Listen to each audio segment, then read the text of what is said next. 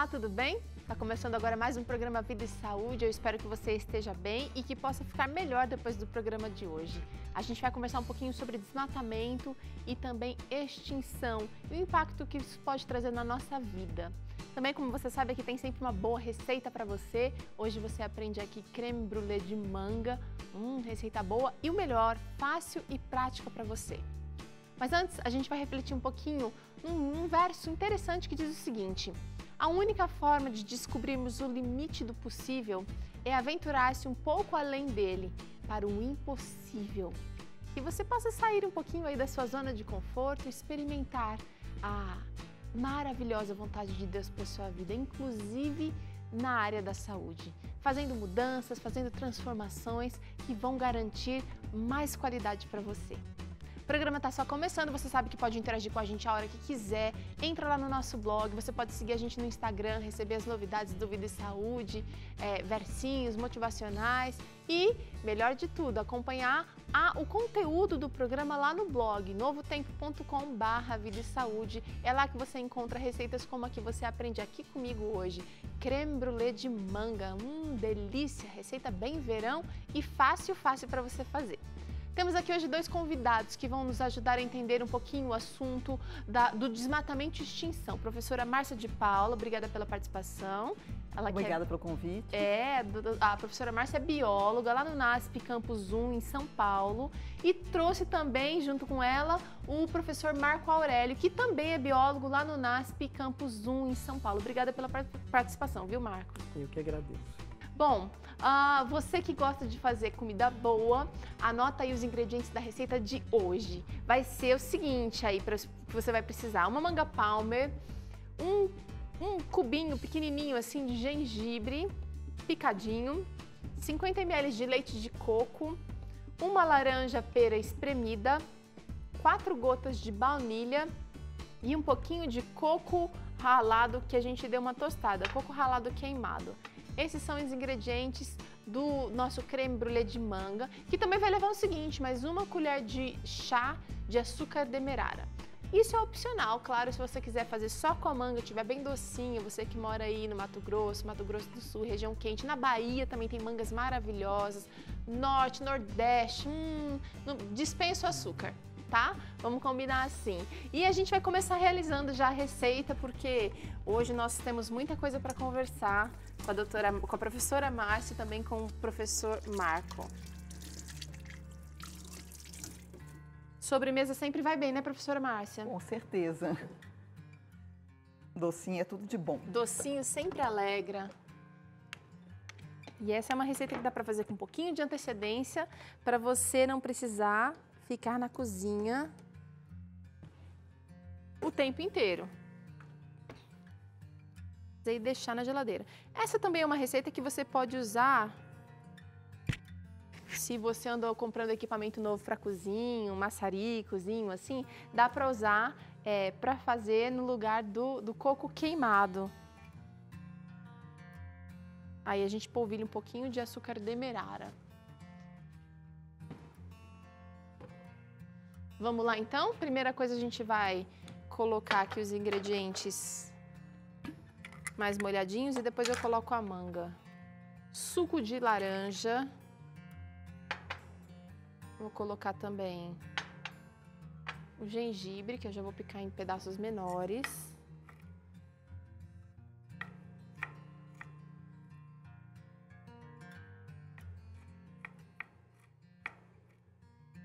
Vai ter uma leve picância no nosso creme. Leite de coco.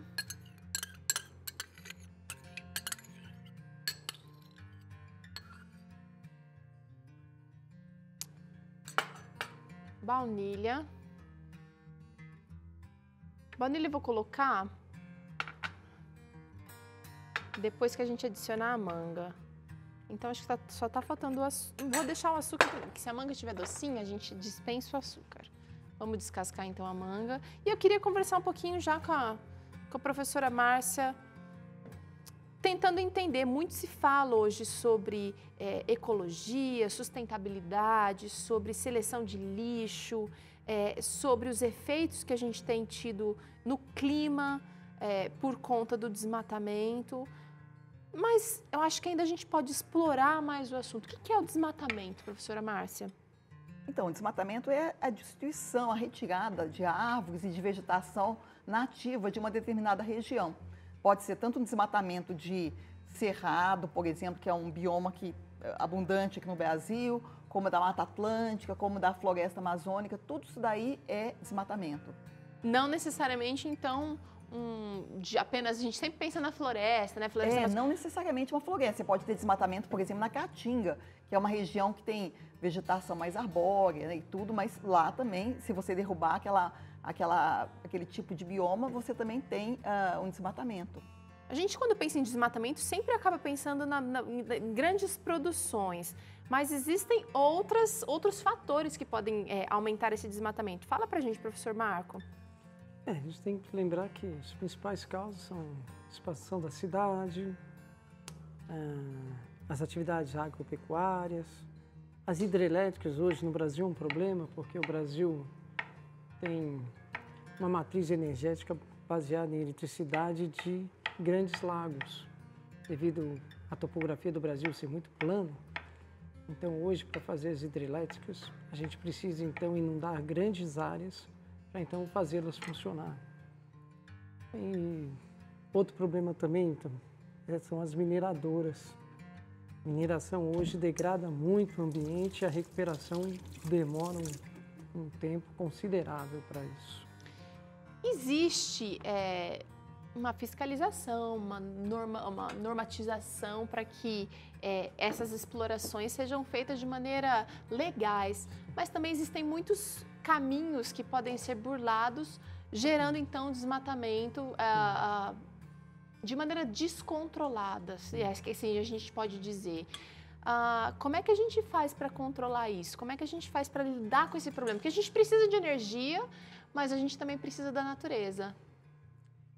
Eu acho que degradar não tem como hoje, né? Numa sociedade como a nossa, não tem como se falar. O homem interfere. A partir do momento que o homem participa, entra numa área natural, ele já gera um impacto.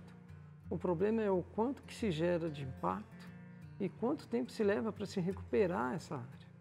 A gente vê que muitas vezes não há um cuidado, uma preocupação. O acidente de Mariana agora, tão recente, né? Claro. Que se tivesse uma fiscalização adequada, uma preocupação da empresa com o ambiente, aquilo tudo poderia ter sido evitado, né? Falar um pouquinho, então, do impacto desse desmatamento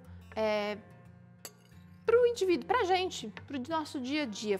Fala para a gente, professora Márcia, coisas que a gente normalmente acaba não pensando. Então, o desmatamento vai levar a interferir na nossa qualidade de vida, né? Quando você retira o bioma, as árvores de um determinado ambiente, você vai ajudar a aumentar o efeito estufa, né?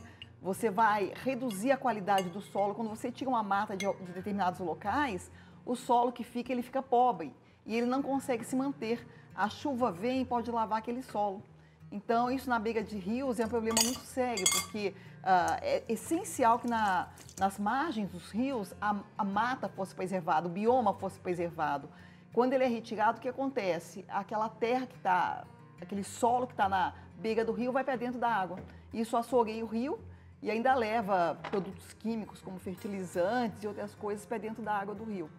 Então ainda polui o rio e vai matar peixes que estão lá, né? Aí a gente entra na questão da extinção de espécies. Professor Marco Aurélio, esse desmatamento fatalmente acaba tendo como consequência extinção.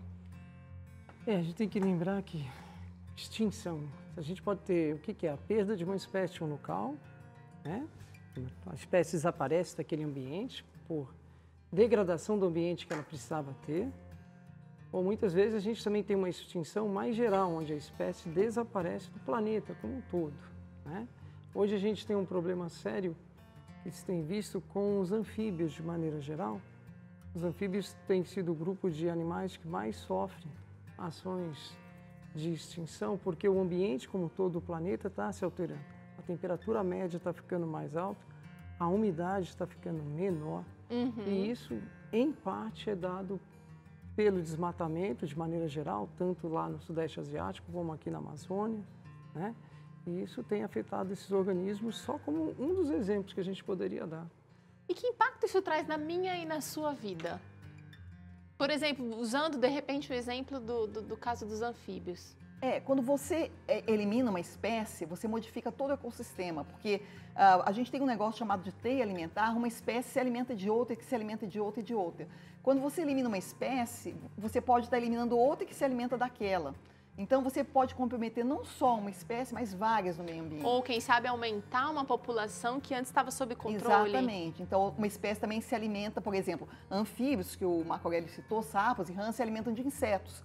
Então, se você está eliminando anfíbios, o número de insetos e outros artrópodes, que às vezes podem ser danosos para a gente também, podem aumentar de forma descontrolada, porque eles não têm mais os predadores naturais. Então, de toda forma, o ser humano vai acabar sofrendo a consequência disso. Ele interfere e ele mesmo sofre a consequência.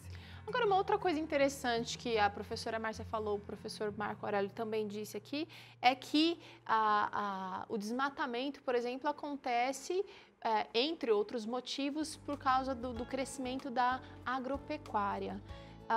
Por quê? Por que a agropecuária tem tanto impacto no desmatamento? Como que é a produção? É importante lembrar, né, que até a década de 70, os animais eram alimentados basicamente em pasto. Dos anos 80, dos anos 90 para cá, os animais começaram a ser alimentados mais fortemente com ração, à base de soja.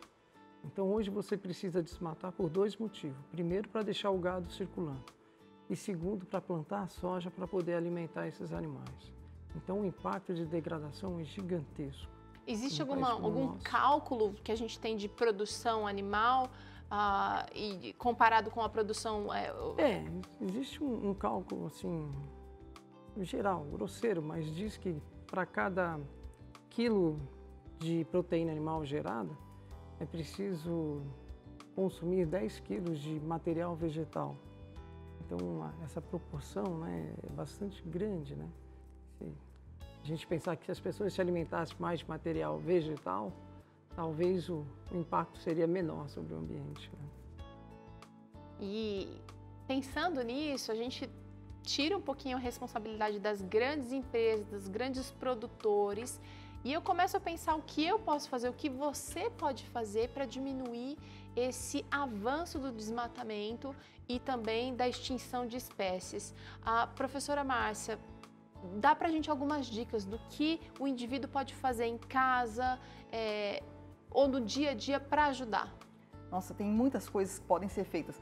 Como o Marco Aurélio falou, se você está reduzindo o seu consumo de carne, principalmente carne vermelha, que é mais danosa para o meio ambiente por causa não só desse gasto que você tem para produzir a carne, mas também a poluição que o gado gera, né? Gás metano que eles emitem, né? Então, se você está diminuindo a quantidade de proteína animal que você está consumindo e aumentando, por exemplo, proteína vegetal ou alimentos vegetais, você já está contribuindo de uma forma interessante, com certeza. Tudo que você faz em termos de usar menos produtos que dependem da natureza, né? Que vão consumir água e energia, tudo isso daí, se você reduzir o consumo disso tudo, você está ajudando a preservar a natureza de alguma forma. Professor Marco Aurélio, você tem alguma contribuição? Concorda com ela? Sim, concordo. A gente tem tantas coisas, né? A educação é muito importante hoje, né? Saber educar os filhos, saber mostrar na hora de escolher um produto no supermercado. Saber ensinar a não ser consumista? Não ser consumista, né? Na hora de votar é tão difícil isso, mas tem que ser falado, né? A gente tem que saber escolher quem são os nossos futuros representantes, né? O que eles acham, né? E o que eles realmente fazem, que uma coisa é achar, outra coisa é executar, né? Então, isso são coisas importantes também que podem dar um futuro um pouco melhor, né, para a gente. Certamente, importantíssimo isso. Você tem responsabilidade, você também pode cuidar do nosso planeta com pequenas atitudes no seu dia a dia. A gente vai fazer uma pausa aqui na nossa conversa porque eu quero mostrar para vocês como é que vai ficar o nosso creme. Eu tô batendo aqui, então, suco de laranja, leite de coco, manga e gengibre.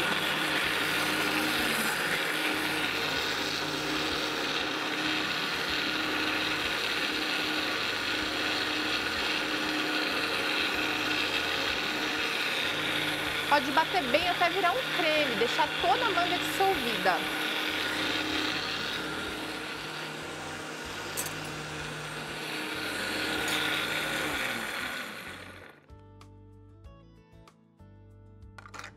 A receita, olha, vai ficar assim, com esse creme. E eu vou experimentar se vai ser necessário usar um pouquinho de açúcar. Vou deixar sem açúcar, porque tá muito bom.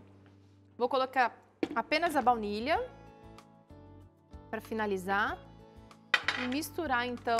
Opa!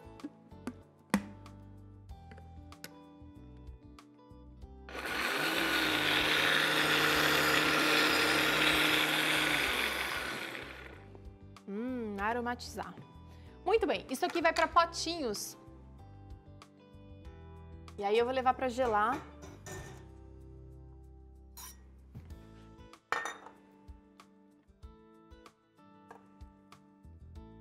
Vou colocar aqui bem bonitinho e vou levar para gelar no freezer por mais ou menos 1 hora. Eu não quero que ele fique duro, mas eu quero que ele fique com aquela consistência de congelado pastosa, tá? Salpicando agora com um pouquinho de coco ralado, tostado. Você pode comprar ele já assim ou você pode tostar em casa também, dá certo. E isso aqui vai para a geladeira. Pro freezer, perdão. Enquanto a gente leva para congelar, você vai assistir junto comigo uma matéria interessante mostrando animais em extinção. Como estamos falando sobre extinção, lá vai alguns dados importantes. Você sabia que existem 11 tipos de espécies de animais extintas no Brasil? Um animal que faz parte dessa lista é o rato de Fernando de Noronha. Não há registros oficiais da aparência dessa espécie. Segundo os pesquisadores, esse rato era natural da ilha de Fernando de Noronha. Não se sabe ao certo a causa da sua extinção, mas a destruição de seu habitat também é apontada como uma causa. O gritador do Nordeste também é uma espécie extinta. Seu habitat natural eram as reservas ambientais em Alagoas e Pernambuco. As últimas informações que os pesquisadores tiveram dessa ave foi em 2007. Segundo as pesquisas, a principal ameaça para essa espécie foi a destruição da Mata Atlântica do Nordeste. Você já ouviu falar no camburé de Pernambuco? Esse animal vivia nas florestas de baixada na região do Rio Formoso, em Pernambuco. Em 2004, foram feitas buscas específicas na região, mas não encontraram nenhum exemplar dessa espécie. A principal ameaça foi considerada a destruição da Mata Atlântica do Nordeste. Esse outro animal você com certeza já ouviu falar, a arara azul pequena. Ela vivia nos arredores dos rios na Argentina, Paraguai, Uruguai e sul do Brasil. A principal ameaça, segundo os pesquisadores, foi o desmatamento da região e também a diminuição do número de palmeiras das quais elas se alimentavam. Enfim, essas são algumas das espécies extintas em nosso país. Que tristeza. E olha, a nossa responsabilidade, ela afeta não só aqui a nossa geração, mas também as gerações futuras. Professor, às vezes uma espécie ela é considerada extinta, mas ainda existem alguns exemplares daquela espécie. Mesmo assim, ela continua em extinção? Sim, porque para a gente ter uma espécie saudável, você tem que ter um mínimo de indivíduos na natureza.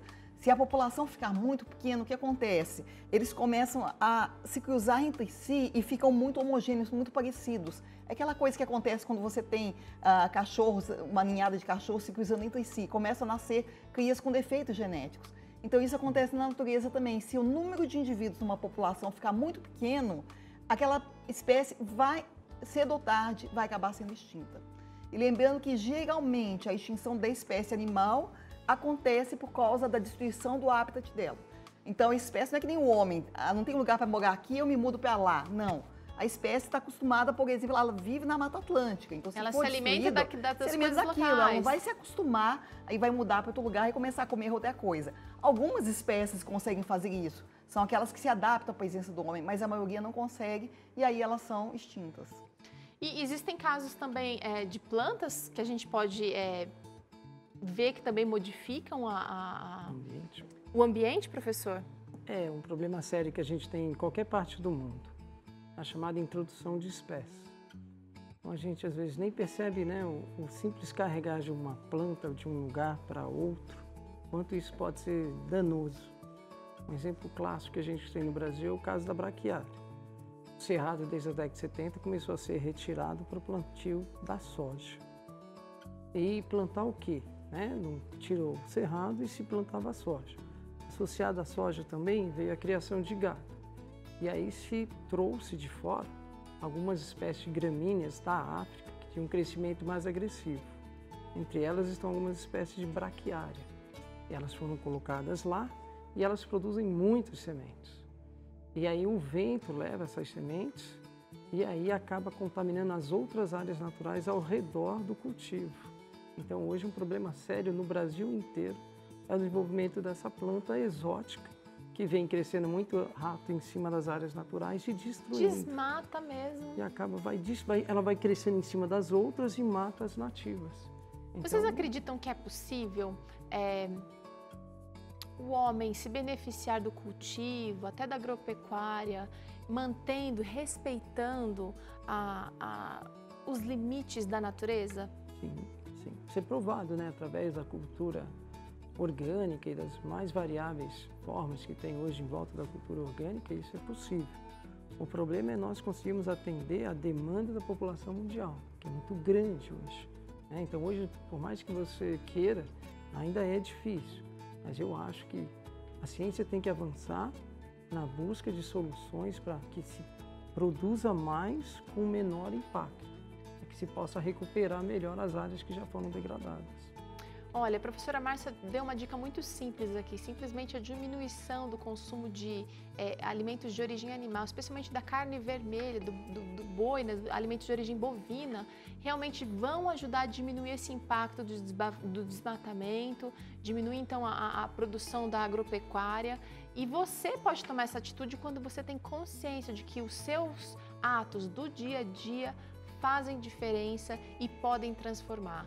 E eu quero convidar você que está assistindo a gente a experimentar receitas diferentes, como as que a gente propõe aqui no Vida e Saúde. Não só o que a gente propõe aqui, mas tem muita coisa hoje disponível para que você tenha condições de elaborar um prato diferente e de fazer escolhas mais conscientes com relação a todo o seu estilo de vida, ajudando assim a preservação do meio ambiente.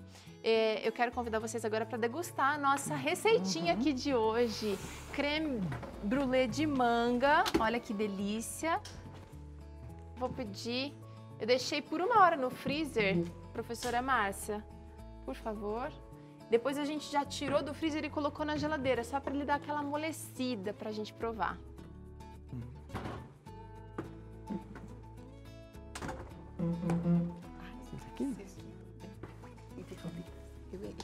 É hora de experimentar. E uma outra dica legal também, que às vezes a gente fala, mas eu não curto muito verdura, não gosto de legumes, não gosto de nada de vegetais. Eu acho que a gente precisa aprender a provar. Muitas vezes a gente fala que não gosta sem nem ter experimentado, né? Não. É coisa de criança, né? Coisa de criança. Pode experimentar. Formas diferentes, né? Nem essa que você fez, uma forma de comer manga, né? Sim. Uma forma saudável e gostosa, né? Manga com gengibre, manga com morango, fica muito bom também. Você pode experimentar outras combinações. O importante é não se fechar. Muito bom. Deu bom, hein? Muito gostoso. Refrescante. O gengibre é muito aqui, né? Maravilhoso. Deu um gostinho bom. Bom, né? Baunilha aromatizou. E o coco deu um toque também especial. Agora é o seguinte, você que já gosta das receitas aqui do Vida e Saúde sabe que pode encontrar mais lá no blog. E estando lá, novotempo.com/vida e saúde, você tem acesso à revista Fique Leve, que é essa revista com conteúdo de saúde baseado nos princípios bíblicos que Deus deixou pra gente. Quando Deus nos criou, Ele realmente deixou uma carta maravilhosa, a Bíblia, para que a gente tivesse noção do caminho que a gente devia seguir. E mesmo lá em Gênesis, Deus nos disse que a gente devia cultivar a terra, dominar sobre os animais, no sentido de cuidar. É importante que a gente faça isso hoje também, né, professor? É exercer a fé, né? Exercer amor a Deus e cuidar desse planeta. Depois da vida, eu considero esse planeta o maior presente que Deus nos deu. Então a gente tem que, por respeito, por amor a Deus, cuidar em pequenos atos. Às vezes são coisas tão simples, né? O simples tirar um resto de uma embalagem de um chão, colocar no lixo, pequenos atos assim, né? Cuidar de um animal ferido, educar uma criança a não agredir um animal, a não quebrar uma planta, mostrar para elas o quanto que tudo isso é importante para nós, e mostrar que tudo isso foi obra de Deus, Deus nos deu. Nós temos que, no mínimo, por amor a Ele, cuidar desse planeta. Preservar. Realmente é um presente que Deus nos deu, que é um presente útil. Se a gente cuida, a gente recebe os benefícios desse cuidado, porque é desse cuidado, dessa preservação da vida, das espécies, da natureza, que a gente também sobrevive, através da alimentação, através da saúde mesmo, não é? E realmente vale a pena cuidar desse presente que Deus nos deu. Eu quero agradecer ao Marco Aurélio, à professora Márcia pela participação e dizer que vocês podem voltar mais vezes, a gente marca outras oportunidades aqui. Convida que a gente vem. A gente volta amanhã com mais Vida e Saúde para você, que Deus te abençoe e até lá!